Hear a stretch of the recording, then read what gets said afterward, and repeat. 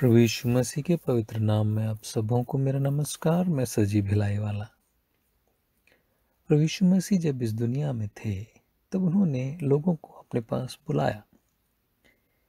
एक बार कहा, छोटे बच्चों को मेरे पास आने दो, उन्हें रोको मत। एक और बार ऐसा हुआ कि पर्व के अंतिम दिन, जो मुख्य दिन था, यीशु खड़ा हुआ और पुकार कर कहा, यदि कोई प्यासा है तो मेरे पास आए और पिए। एक बार और प्रचार के वक्त उन्होंने यूं कहा, हे सब परिश्रम करने वालों और बोझ से दबे लोगों, मेरे पास आओ, मैं तुम्हें विश्राम दूंगा। बच्चों को बुलाया प्रभु यीशु मसीह ने कि उन्हें आशीर्वाद दे सके।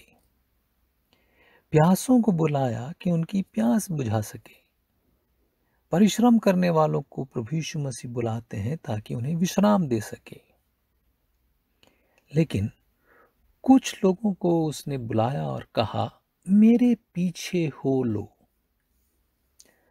संत मत्ती की इंजील अध्याय 4, 18 और 19 में हम पढ़ते हैं, उसने शिमोन, जो पतरस कहलाता था, और उसके भाई अंद्रयास को झील में जाल डालते देखा, क्योंकि वो मछुए थे। यीशु ने उनसे कहा, मेरे पीछे चले आओ।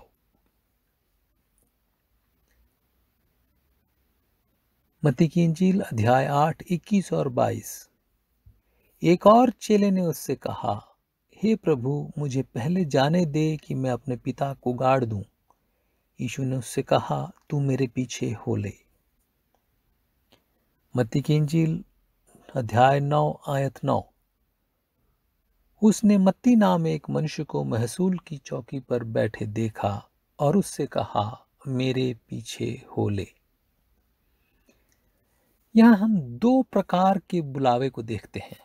पहला है, मेरे पास आओ। दूसरा है, मेरे पीछे हो लो। हमने देखा कि जब यीशु बोलता है मेरे पास आओ, तो वह कुछ देने की बात करता है। मगर जिनसे वो ये बोलता है मेरे पीछे हो लो, उनसे वो कुछ और चाहता है। जिस चेले ने कहा कि मैं अपने पिता को गाड़ना चाहता हूं, उससे यीशु कहते हैं, तू मेरे पीछे हो ले और मुर्दों को अपने मुर्दे गाड़ने दे। अर्थ है, उसे अपने सांसारिक संबंधों से ज्यादा यीशु के पीछे चलने को महत्व देना है।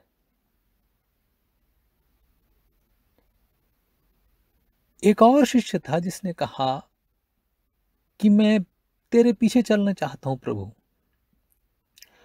उससे यीशु ने कहा, लोमड़ियों के भट्ट और आकाश के पक्षियों के बसेरे हैं, परंतु मनुष्य के पुत्र के लिए सिर धरने की जगह नहीं है। अर्थ है, कष्ट सहने के लिए वो बुलाता है। एक धनी व्यक्ति से यीशु कहते हैं, अपना सब कुछ बेचकर कंगालों में बांट दे और तुझे स्वर्ग में धन मिलेगा, और आकर मेरे पीछे हो ले। अर्थात सांसारिक अभिलाषाओं को और धन के मोह को छोड़कर यीशु के पीछे चलना है। एक बार पतरस ने यीशु से पूछा, देख, हम तो सब कुछ छोड़कर तेरे पीछे हो लिए, तो हमें क्या मिलेगा? यीशु ने उससे कहा, जिस किसी ने घरों या भाइयों या बहनों या पिता या माता या बाल बच्चों या खेतों को मेरे नाम के लिए छोड़ दिया है, उसको 100 गुना मिलेगा और वह अनंत जीवन का अधिकारी होगा। मुझे और आपको अनंत जीवन का अधिकारी होने के लिए बुलाया गया है। सिर्फ शारीरिक और इस संसार की बातों के लिए नहीं, सिर्फ इस दुनिया की खुशी के लिए नहीं। इस दुनिया में कष्ट तकलीफ है, मगर उस दुनिया में हमेशा की जिंदगी के लिए प्रभु बुलाता है। जब हम अपने धन से ज्यादा, अपने सांसारिक संबंधों से ज्यादा, अपनी इच्छा और अभिलाषा से ज्यादा उससे प्रेम करने लगेंगे, उस दिन हम परमेश्वर के राज्य के लायक होने लगेंगे। वही हमारा बुलावा है। आमीन।